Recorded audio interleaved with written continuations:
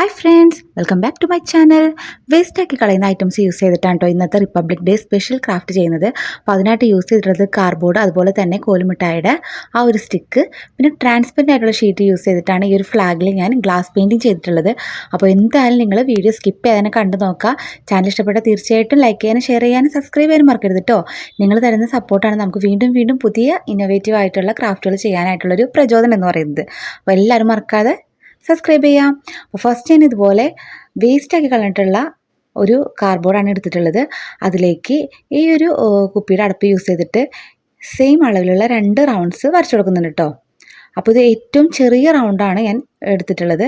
പിന്നെ അതിലും തൊട്ട് വലുപ്പത്തിന് വേണ്ടിയിട്ട് ഈ ഒരു ഐസ്ക്രീമിൻ്റെ പാത്രം യൂസ് ചെയ്തിട്ട് 2 സെയിം അളവിലുള്ള റൗണ്ട് കൂടി ഒന്ന് വരച്ചു കൊടുക്കുന്നുണ്ട്. അപ്പോൾ നിങ്ങൾക്ക് ഡിഫറെൻറ്റ് സൈസിലുള്ള 3 ഐറ്റംസ് എടുത്തിട്ട് ഇതുപോലെ ചെയ്യാവുന്നതാണ് കേട്ടോ. അപ്പോൾ ഈ 2 റൗണ്ട്സ് സെയിം അളവിലായിരിക്കണം, അത്രേ ഉള്ളൂ കേട്ടോ. അപ്പോൾ ഏറ്റവും വലിയ 2 റൗണ്ട്സിന് വേണ്ടി ഈ ഒരു പാത്രത്തിൻ്റെ അടപ്പാണ് എടുത്തിട്ടുള്ളത്. അപ്പോൾ ഇതുപോലെ മൊത്തം 6 റൗണ്ട്സാണ് ഞാൻ വരച്ചിട്ടുള്ളത് കേട്ടോ. ഇതെല്ലാം ഒന്ന് കട്ട് ചെയ്തെടുക്കാം. കണ്ടോ, ഏറ്റവും ചെറിയ 2 റൗണ്ട്സ്, അതിലും വലുപ്പത്തിലുള്ള 2 റൗണ്ട്സ്, ഏറ്റവും വലുപ്പത്തിലുള്ള 2 റൗണ്ട്സ്. കണ്ടോ, ഇതാണ് നമ്മുടെ അളവുകൾ. ഇനി നമുക്ക് ഈ 2 റൗണ്ട്സ് തമ്മിൽ നമുക്കൊന്ന് സ്റ്റിക്ക് ചെയ്ത് കൊടുക്കാം കേട്ടോ. അപ്പോൾ ഫെവിക്കോൾ യൂസ് ചെയ്തിട്ടാണ് സ്റ്റിക്ക് ചെയ്യുന്നത്. സെയിം അളവിലുള്ള 2 റൗണ്ട്സുകൾ തമ്മിൽ ഇതുപോലെ ഒന്ന് സ്റ്റിക്ക് ചെയ്ത് കൊടുക്കണം. അത് നമ്മുടെ കാർഡ്ബോർഡിന് ഒട്ടും കട്ടിയില്ലാത്തത് കൊണ്ടാണ് കേട്ടോ. അപ്പോൾ ഇതിന് പകരം നിങ്ങൾക്ക് വേണമെങ്കിൽ തെർമോക്കോളും യൂസ് ചെയ്യാവുന്നതാണ്. അപ്പോൾ അത്യാവശ്യം നല്ല കട്ടി ഉണ്ടാവും തെർമോക്കോളാണെങ്കിൽ.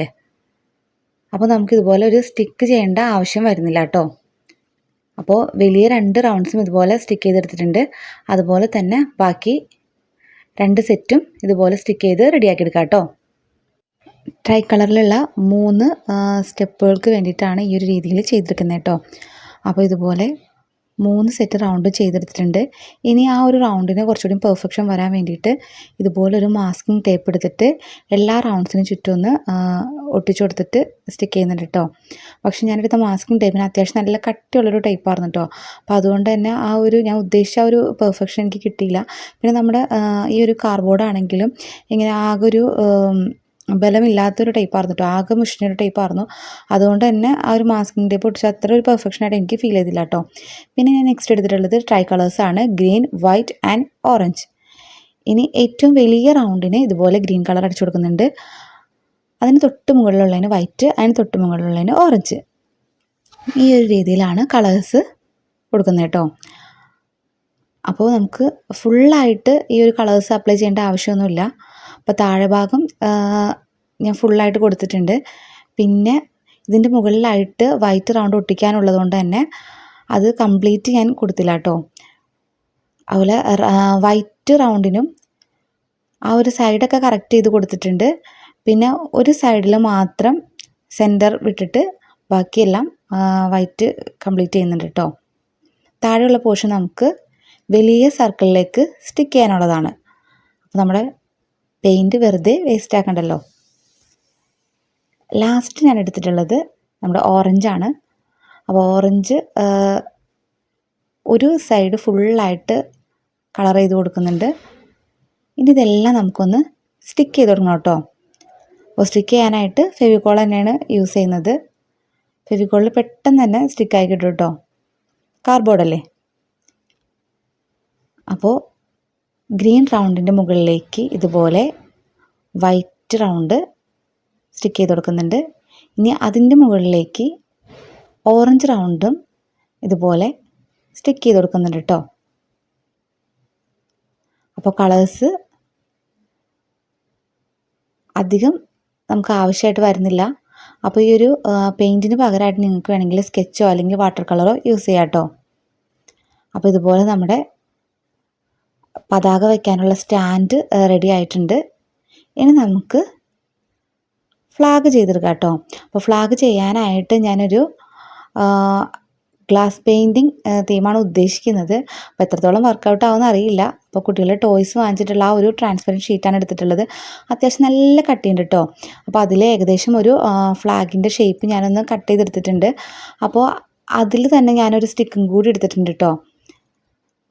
എന്നിട്ട് ഇതുപോലെ ഒന്ന് ഫ്ലാഗിൻ്റെ ഷേപ്പിൽ കട്ട് ചെയ്ത് കൊടുക്കുന്നുണ്ട്.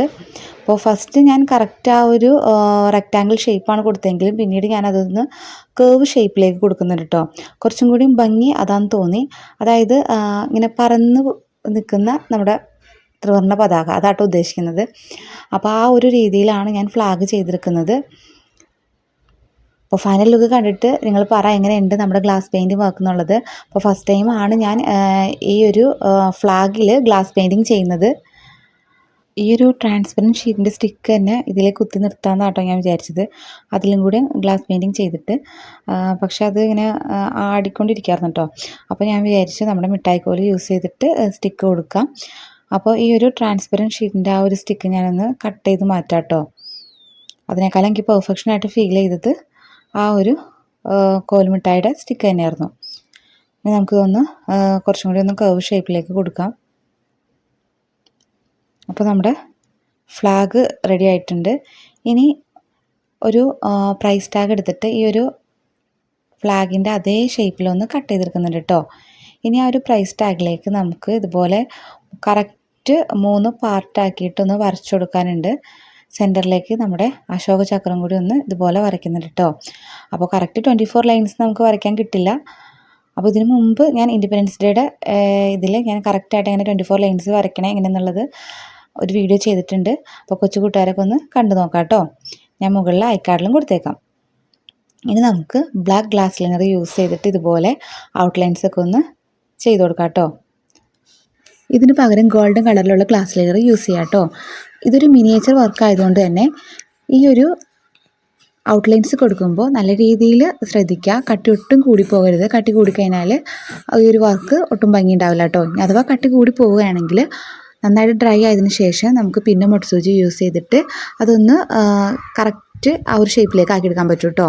അപ്പോൾ നല്ല രീതിയിൽ ഡ്രൈ ആയിട്ടുണ്ടെങ്കിൽ നമുക്ക് ഗ്ലാസ് കളേഴ്സ് അതായത് ഓറഞ്ച്, ഗ്രീൻ, വൈറ്റ് യൂസ് ചെയ്തിട്ട് ഇതൊന്ന് ഫില്ല് ചെയ്തെടുക്കാം.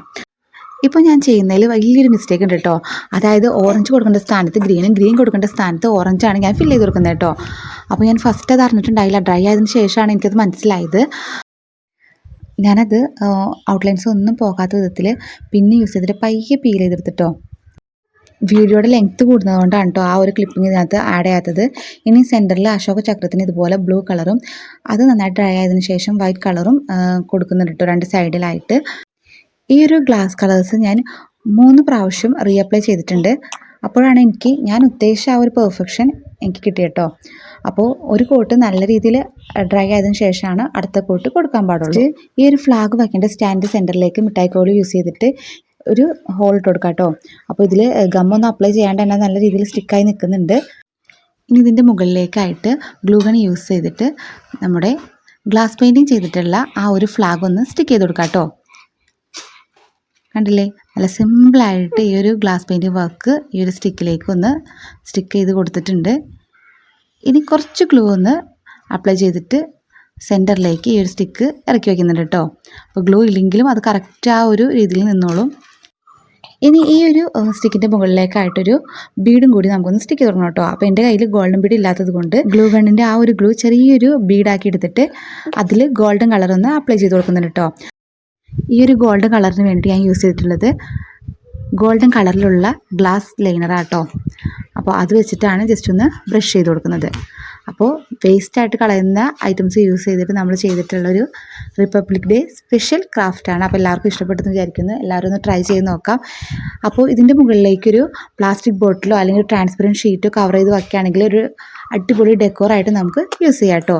അതുപോലെ കൂട്ടുകാർക്കൊക്കെ നമുക്ക് ഗിഫ്റ്റായിട്ടും കൊടുക്കാവുന്നതാണ്. അപ്പോൾ ഈ ഒരു വീഡിയോ എല്ലാവർക്കും ഇഷ്ടപ്പെട്ടെന്ന് വിചാരിക്കുന്നു. ഇഷ്ടപ്പെടുന്നെങ്കിൽ തീർച്ചയായിട്ടും ലൈക്ക് ചെയ്യാനും ഷെയർ ചെയ്യാനും അതുപോലെ തന്നെ കമൻറ്റ് ചെയ്യാനും മറക്കരുത് കേട്ടോ. ഇതിന് മുന്നേ നമ്മൾ ഇൻഡിപെൻഡൻസ് ഡേ സ്പെഷ്യലായിട്ട് ഒത്തിരി ട്രൈ കളർ ക്രാഫ്റ്റുകൾ ചെയ്തിട്ടുണ്ട്. ക്രാഫ്റ്റ് ഷെല്ല് യൂസ് ചെയ്തിട്ടും പേപ്പർ യൂസ് ചെയ്തിട്ടൊക്കെ. അപ്പോൾ അതൊക്കെ ഒന്ന് എല്ലാവരും കണ്ടു നോക്കിയിട്ട് ഇഷ്ടപ്പെടാണെങ്കിൽ തീർച്ചയായിട്ടും ലൈക്ക് ചെയ്യാനും മറ്റുള്ളവരെയൊക്കെ ഷെയർ ചെയ്ത് കൊടുക്കാനും അതുപോലെ തന്നെ നമ്മുടെ ചാനൽ സബ്സ്ക്രൈബ് ചെയ്ത് സപ്പോർട്ട് ചെയ്യാനും മറക്കരുത് കേട്ടോ. താങ്ക്